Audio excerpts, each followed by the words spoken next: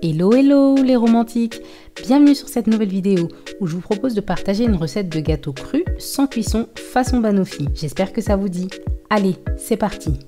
Pour réaliser ce délicieux gâteau cru, on va avoir besoin de 40 g de cerneau de noix, de 35 g d'amandes entières, de 150 g de dattes, d'un mélange de beurre, de noix ou à défaut vous pouvez très bien utiliser de la purée d'amande ou de la purée de noix de cajou.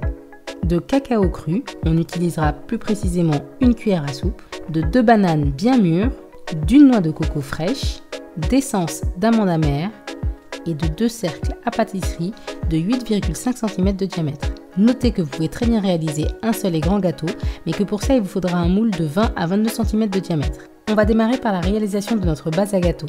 Et pour ça, dans un premier temps, on va mélanger dans notre robot les noix et les amandes. Une fois le tout réduit en poudre, on va venir y ajouter environ 8 à 10 dattes.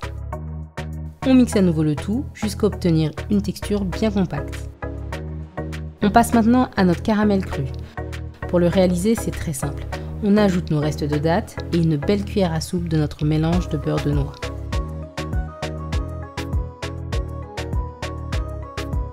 On vient y ajouter ensuite un petit peu d'eau pour mixer l'ensemble jusqu'à l'obtention d'une texture lisse. Rajoutez de l'eau jusqu'à la texture souhaitée. Par contre, faites bien attention à ce que ça ne soit pas trop liquide. L'idée, c'est vraiment d'avoir une texture type caramel. Ah oui, n'hésitez pas à vous servir de l'eau de votre noix de coco fraîche pour réaliser votre caramel qui aura encore plus de goût. Voilà le résultat.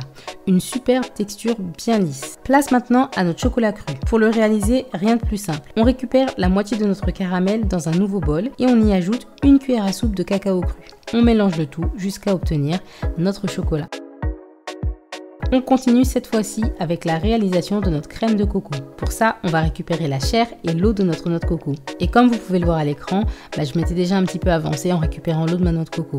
Toujours dans notre crème de noix de coco, on pensera à utiliser notre essence d'amande amère.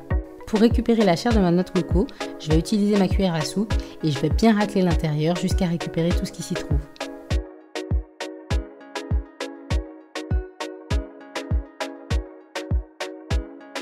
Je place la chair de noix de coco dans le blender et j'y ajoute mon eau de coco. Surtout, pas besoin d'en mettre des tonnes, histoire de garder notre crème de coco bien onctueuse et pas trop liquide. On vient y ajouter ensuite une demi-cuillère à café d'essence d'amande amère. Et c'est parti, on mixe le tout. Notre crème de noix de coco est prête. Bon, je vous avoue que la mienne elle est un chouï trop liquide, donc je compte sur vous pour que la vôtre soit un brin plus épaisse. Allez, on continue avec nos bananes que l'on vient découper en rondelles.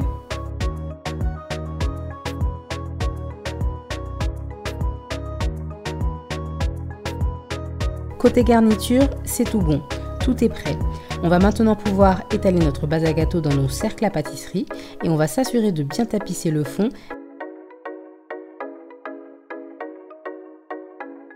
mais aussi les parois de notre cercle.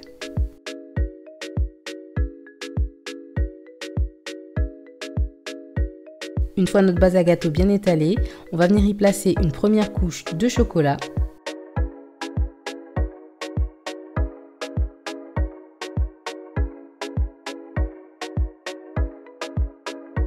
On y ajoute ensuite une couche de banane.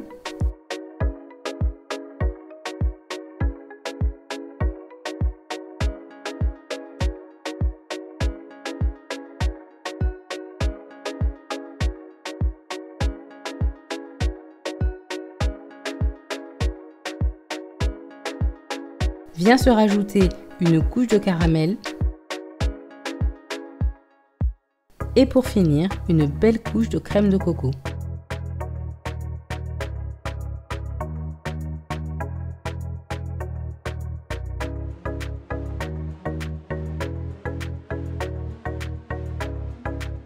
Pour finaliser le topping de notre banoffee, on vient saupoudrer du cacao cru par-dessus jusqu'à le recouvrir complètement.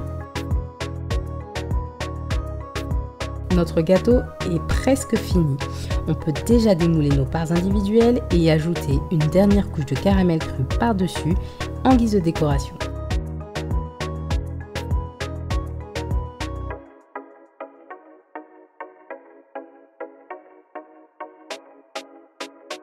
Si vous le pouvez, placez votre gâteau 15 à 30 minutes au congélateur avant de le déguster.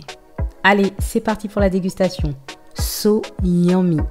J'espère vraiment que cette recette vous aura plu. N'hésitez pas à liker, commenter et partager. Ah oui, et si mon univers vous plaît, n'oubliez pas de vous abonner à la chaîne. Quant à moi, je vous embrasse et je vous dis à très vite pour une nouvelle vidéo.